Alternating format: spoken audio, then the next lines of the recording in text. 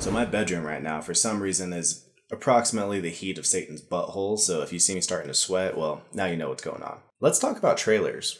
This summer, America's favorite obese family is back. In my opinion, trailers are meant to accomplish certain tasks. The ultimate task, obviously, being getting people to go see the movie. But what that means can change depending on the type of the film. For instance, they can help set the tone of the film. Every civilization was built off the back of a disposable workforce. But I can only make so many. They can ask a question that invites you to come see the answer.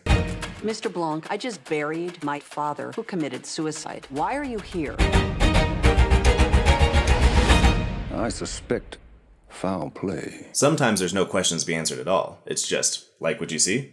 Pay $15 to come see the rest. The trailer for The Dark Knight Rises does a great job of actually setting up the premise. Then you're gone. Another evil rising. The Batman has to come back. What if he doesn't exist anymore? He must. He must, or Gotham will crumble to dust. And then we get to see something cool, something we don't see all the time. Batman on the back foot.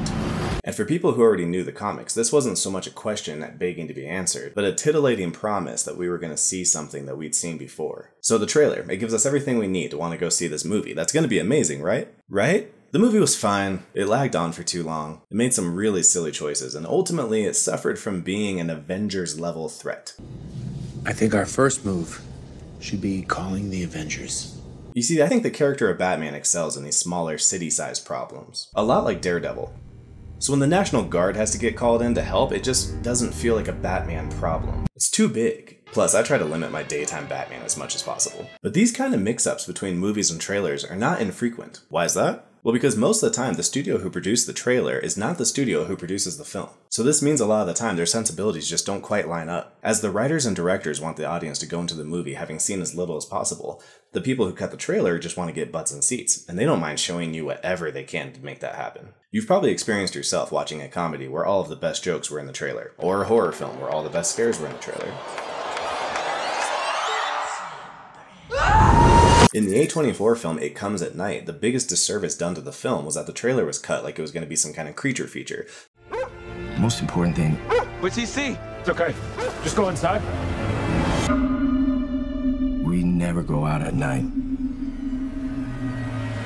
So everyone showed up, and when the, it ended up being man, everyone was let down. But I think that could have been avoided if they had done a better job of actually selling what the movie was. But if you're the guys cutting the trailer, who cares? People already paid for their ticket. When the first Terminator came out, it established that Arnold Schwarzenegger's character was the bad guy. So when the second one came out, there was a big twist in the movie. The movie sets it up so that we're supposed to believe that the cop is a human sent back in time to protect Sarah Connor, and that Arnold is back to finish the job.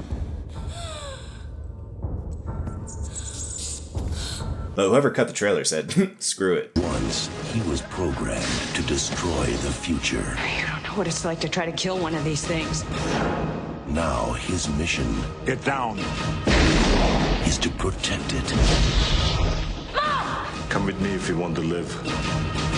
If I was Ridley Scott, I would have soiled my adult diapers on the spot. Again, they knew that we knew pretty much what we were going to get, so all they wanted to do was tantalize us to get us to see the movie. We see the same problem with Blade Runner 2049. I did your job once. I was good at it.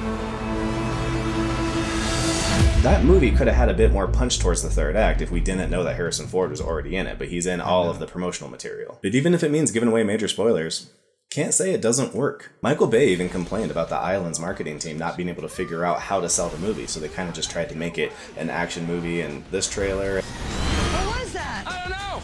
But I want one. And then a mysterious, kind of horror movie in this other trailer, so audiences didn't know what to think, and so just said screw it and didn't go see it. I think they're gonna kill you. I'm going to the island. There is no island.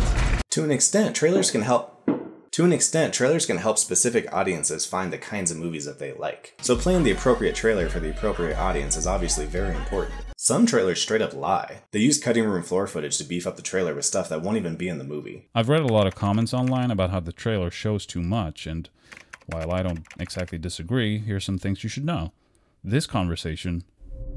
Every time I turn off the lights,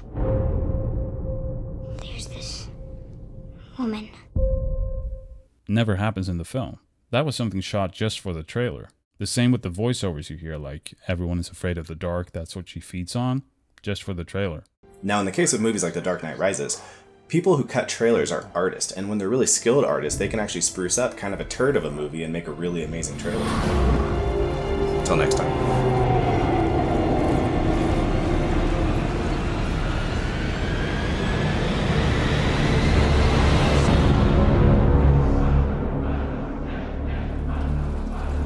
So ever since the MCU, everyone's trying to get a piece of that sweet, sweet shared universe pie. The streets of Hollywood are littered with the dead bodies of those who tried and failed. But there's one contender who won't give up, and their name is Universal. In a way, Universal is one of the oldest shared universes with their rogues gallery, including Dracula, Frankenstein, Creature from the Black Lagoon, Invisible Man. Although these monsters were not originally